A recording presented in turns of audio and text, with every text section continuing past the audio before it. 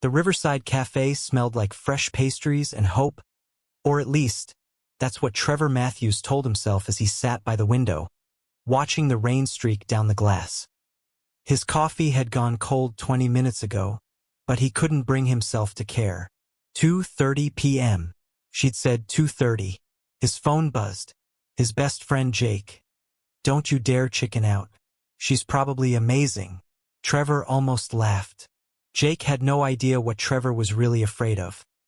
Not that his blind date would be terrible, but that she'd be wonderful and he'd still find a way to ruin it like he ruined everything else since Rebecca left. Then he saw her.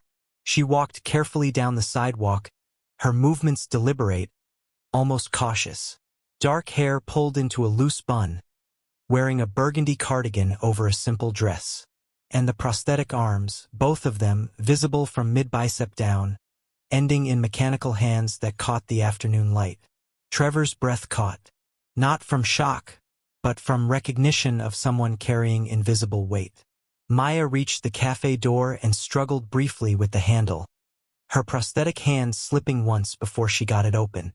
Their eyes met across the room. Trevor stood, raising his hand in a small wave and offering what he hoped was an encouraging smile. Everything changed in her expression. Fear flickered across her face. Not nervousness, but pure panic, followed immediately by shame so thick Trevor could feel it from across the room. She took a step backward. Trevor was moving before he could think, crossing the cafe in long strides.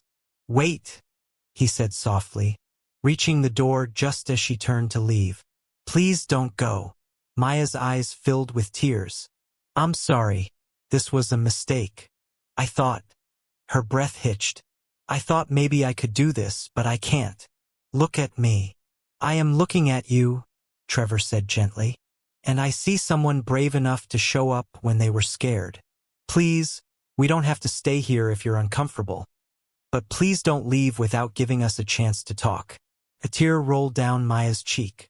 She tried to wipe it with her shoulder, but the angle was wrong, and she made a small, frustrated sound. Without thinking, Trevor gently wiped the tear away with his thumb. "May I?" Maya's breath caught. Fresh tears came. "See? I can't even wipe my own tears. I can't do the simplest things." Hey!" Trevor interrupted softly. "Can I tell you something? I almost didn't come today either. My daughter had to give me a pep talk this morning because I was convinced I had nothing to offer anyone." Despite her tears, Maya's lips twitched. "Your daughter sounds wise." "She's everything," Trevor said. He glanced around the cafe. People were watching now. "Listen, there's a park about 5 minutes from here, Willow Park. It's usually quiet. We could walk, talk, and if you want to leave at any point, no judgment. What do you say?" Maya studied his face, searching for pity. She didn't find it. "Okay," she whispered. The park. Willow Park was small but peaceful, with winding paths beneath old oak trees. They walked slowly, Trevor matching Maya's careful pace. "I lost them in a factory fire 3 years ago," Maya said suddenly, breaking the silence. "Chemical plant in Portland. Equipment malfunction led to an explosion. I was trapped." Her voice went flat. "By the time they got me out, there was nothing left to save. Both arms gone just above the elbow." Trevor stayed quiet, letting her speak. "The prosthetics help with some things," she continued, lifting one mechanical arm slightly. "I can open doors if the handle is right, carry bags with specific loops, type using adaptive software. But I can't." Her voice cracked. "I can't hold things, can't button shirts, can't fix my own hair beyond a ponytail, can't cook without knocking everything over, can't answer my phone unless it's on speaker, can't hug anyone back."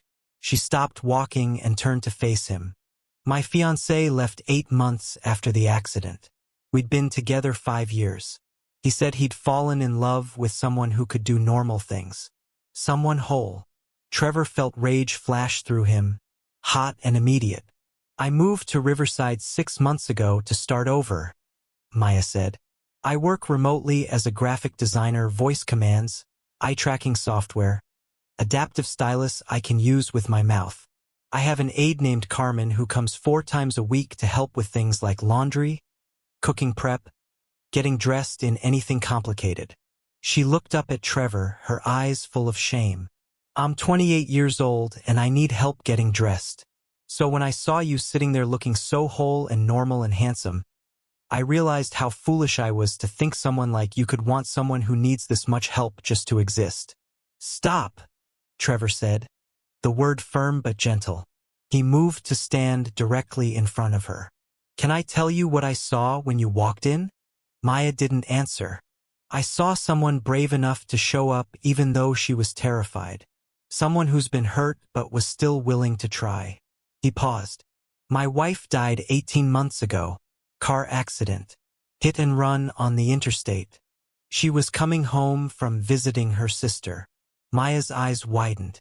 Her name was Rebecca, Trevor continued, his throat tight. We'd been married 9 years. She was kind and patient and made me laugh every single day. Mia, our daughter, was 6 when it happened. Old enough to understand Mommy wasn't coming back, but too young to understand why. He looked past Maya, seeing Rebecca's face in his mind. For 18 months, I felt like I'm drowning, like I'm failing at being a father, at work, at just existing. I had to learn to braid hair from YouTube, make vegetables appealing to a 7-year-old, navigate second-grade social drama, be both parents when I can barely manage being one. His voice cracked. Mia still asks why Mommy had to leave, and every time it breaks something in me I don't know how to fix. He met Maya's eyes. So when you ask how someone like me could want someone like you, I see someone who faces a world that wasn't built for her every single day. Someone who's learned to adapt, to survive, to keep going. That takes more strength than I have most days. Maya's tears came harder now. She couldn't wipe them away, could only let them fall. Trevor pulled a tissue from his pocket and gently dried her cheeks, careful and tender. I've got you, he whispered. It's okay. They stood like that for a long moment, 2 broken people finding something whole in each other's honesty. Would it be okay if I hugged you? Trevor asked. Maya nodded. Trevor carefully wrapped his arms around her, pulling her close. Maya's prosthetic arms couldn't return the embrace, but she leaned into him, resting her head against his chest, feeling his heartbeat steady beneath her cheek. Do you really think, she asked, voice muffled against his shirt, that someone like me could still deserve happiness? Trevor pulled back just enough to see her face. I think we both do, and maybe we could figure out what that looks like together. For the first time since arriving at the café, Maya's expression softened into something resembling hope. I'd like that, she whispered. Their second date was at Antonio's, a small Italian restaurant Trevor chose specifically for its quiet corner tables. When the waiter brought bread and olive oil, Maya stared at it, and Trevor saw the flash of frustration cross her face. May I? He asked quietly. Please, Maya said, relief in her voice. Trevor tore off a piece of bread, dipped it in oil and held it near her mouth. The intimacy of the gesture made them both pause. Is this weird? Maya asked. I don't know, Trevor admitted. Does it feel weird to you? Maya considered. No, it feels like you're not making it a big deal. Then it's not weird. It's just us figuring things out. When their entrees arrived, Trevor noticed Maya's hesitation. I usually have special plates at home, she explained. Raised edges so I can scoop against them, and utensils I can manipulate with my prosthetics. But restaurants are always tricky. What helps? Trevor asked simply. Usually someone cutting things into manageable pieces, and not making it feel like charity. I can do that, Trevor said, reaching across to cut her chicken parmigiana into smaller pieces. His movements casual and efficient. They talked through dinner about her work as a designer, his job managing a bookstore, Mia's current obsession with astronomy. Trevor fed Maya bites when she nodded, and after a while it became natural. "Tell me about the accident," Trevor said during dessert. "Only if you want to." Maya took a breath. "I was quality control supervisor at a chemical processing plant. I'd worked there 5 years. There was a malfunction in the cooling system. Pressure built up, and the explosion happened so fast. I remember heat, then pain, then people screaming." Trevor rested his hand near hers on the table. "They got me out in 7 minutes, but the chemical burns were severe. The doctors said amputation was the only option." Her voice dropped. "I woke up 3 days later and everything I'd taken for granted was gone." "How long until you got the prosthetics?" "For months. Had to wait for healing, for the swelling to go down. Carmen, my aide, helped me through that time." Maya's voice wavered. "Learning to exist without arms is humbling, doesn't begin to describe it. Your ex, Daniel, tried at first. Really tried. But I could see it in his eyes every time he had to help me shower or eat or get dressed.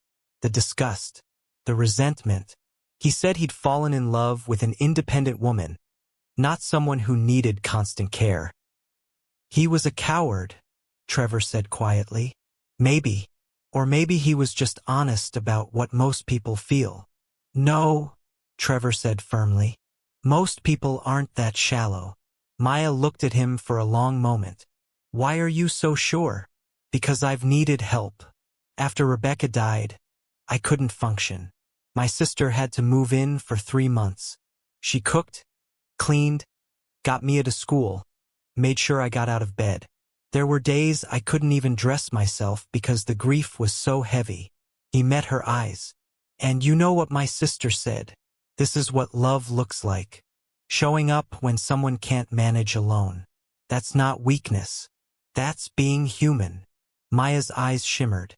"I think I'm starting to believe maybe I do still deserve happiness." "You do," Trevor said. "And I'd really like to help you find it." 3 months into their relationship, Trevor knew it was time for Maya to meet Mia. "When do I get to meet her?" Mia had asked over breakfast, her brown hair escaping the braid he'd attempted. "This friend Kelly you keep talking about?" "Her name is Maya," Trevor corrected. "And soon. I just want to make sure. The timing is right?" Mia interrupted with 7-year-old wisdom. "The timing's been right forever, Dad. You smile different when you talk about her." Now, walking toward the park with Maya beside him, Trevor felt his heart hammering. "She's going to ask questions," Trevor warned. 7-year-olds don't have filters." "I prefer direct," Maya said, though her voice trembled slightly. "It's the tiptoeing that's hard." They spotted Mia immediately, racing toward them with energy that seemed boundless. "Maya!" Mia shouted, skidding to a stop. Then her eyes went to the prosthetic arms. Not with fear or disgust, just pure, curious wonder. "Wow," Mia breathed. "Those are so cool. Are they heavy? What can you do with them? Do they need batteries?" "Mia," Trevor started, but Maya smiled. "They are kind of cool, aren't they? Yes, they're heavy, about 4 pounds each. They help me with some things like opening doors and carrying bags with loops. And yes, they need charging every night." "What happens when you need to pick something up?" Mia asked with genuine curiosity. "Usually I ask someone to help, or I use my feet if it's on the ground. I've gotten good with my toes." Mia's eyes went huge. "That's amazing. I wish I could use my feet for stuff." "We're keeping food away from feet," Trevor interjected. Mia tilted her head, studying Maya. "If you need help, I'm really good at helping. I help Dad all the time." Maya's eyes grew bright. "Thank you, Mia. That's very kind." At the ice cream shop afterward, Mia watched with interest as Trevor held Maya's cone for her between bites. "Do you need help eating all the time?" "Not all the time. At home, I have special dishes that make it easier. But ice cream cones are tricky." "I could help you too," Mia offered. "I'm good at holding things." If stories like this still mean something to you, don't just scroll. Subscribe and stay for the next one. Later, As they walked back to Trevor's car, Mia slipped her hand into Maya's prosthetic one, letting it rest against the cool metal. "I like you," Mia announced. "You're nice and you don't talk to me like I'm a baby. Can you come over for dinner?" Maya looked at Trevor, her eyes asking permission. "I think that sounds perfect," Trevor said. Maya came for dinner the following Friday. The evening was chaotic in the best way. Mia telling elaborate stories, Trevor and Maya working together to get food on the table, laughter filling the small apartment. After dinner, they settled in the living room. Mia showed Maya her star charts, explaining constellations with passionate detail. Later, after Mia went to bed, Trevor and Maya sat on the couch, close but not quite touching. "She's wonderful," Maya said softly. "You've done an incredible job. Most days I feel like I'm failing." "You're not," Maya said firmly. "She's happy, curious, kind. Those things come from feeling loved." Trevor turned to look at her. "I'm in love with you." Maya's breath caught. "You don't have to say it back," Trevor said quickly. "I just needed you to know. I love how honest you are about your limitations without letting them define you. I love how patient you are with Mia. I love."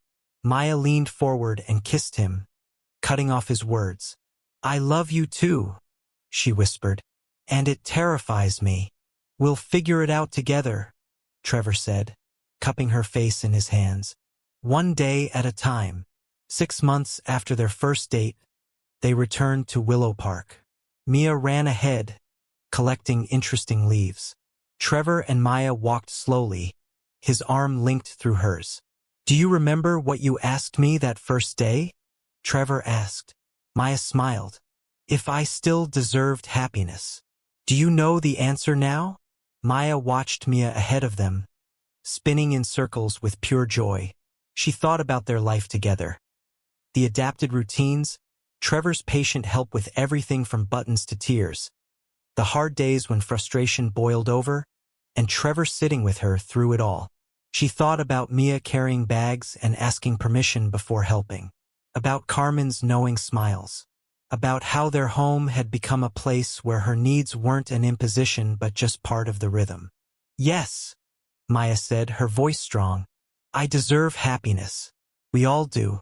And I found mine with you." Trevor stopped walking and pulled out a small velvet box. "This isn't what you think," he said quickly, opening it to reveal a silver necklace with a small pendant, a tree with spreading branches. "Not yet, because when I propose, I want it to be perfect. But I wanted you to have this. Promise that I'm here, that I choose you every day." Maya's tears came as Trevor fastened the clasp. "It's perfect," she whispered. Mia appeared beside them, breathless. "Are you guys being mushy again?" But her smile was warm. "Here, Maya. I found you the best leaf. Will you put it in my pocket?" "Of course," Maya said, kneeling down. Mia carefully deposited the leaf, then looked up. "I love our family." "We love our family too," Trevor said. Standing there in the park where it all began, Maya thought about that question. Do I still deserve happiness? The answer wasn't just yes. The answer was this moment, this family, this love that grew from honesty and courage. She deserved happiness not despite her limitations, but as she was, exactly as she was. Maya stood in Trevor's apartment, their apartment now, watching the rain through the window.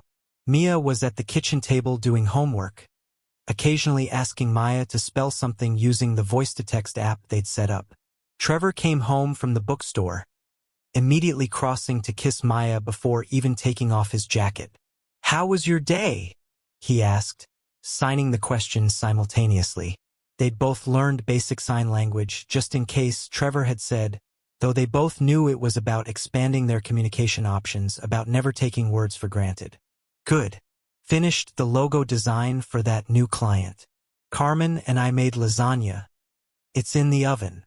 Smells amazing." Trevor hung up his jacket. "Mia, homework done?" "Almost," Mia called back. "Maya's helping me with spelling." This was their life now. Not perfect, not without challenges, but real. Maya had moved in 3 months ago, and they'd adapted the apartment together, lower shelves, adaptive tools, schedules that worked around Carmen's visits. There were still hard days. Days when Maya hated her limitations with a fury that scared her. Days when Trevor felt overwhelmed by the weight of being needed. Days when Mia had moments of grief for her mother that broke them both. But they chose each other through all of it. That night, after Mia went to bed, Trevor pulled Maya onto the couch. "I have something to ask you," he said. Maya's heart skipped. "Trevor." He knelt down, pulling out a ring box. "You asked me once if you still deserved happiness. I want to spend the rest of my life showing you the answer is yes. Maya Rodriguez, will you marry me?" "Yes," Maya said through tears. "Yes, absolutely yes." Trevor slipped the ring onto her finger, specially designed with a band that wouldn't interfere with her prosthetics. Mia appeared in the doorway, rubbing her eyes. "Did you finally ask her?" "You knew?" Trevor asked, incredulous. "Dad, I helped you pick out the ring. Obviously I knew." Mia ran over, climbing between them. "Does this mean Maya's officially my mom now?" "If she wants to be," Trevor said, looking at Maya. "I would be honored," Maya whispered. They sat together, their little family, and Maya realized something profound. She'd spent 3 years believing the accident had stolen everything from her. But sitting here with Trevor's arms around her, Mia's head on her shoulder, she understood the truth.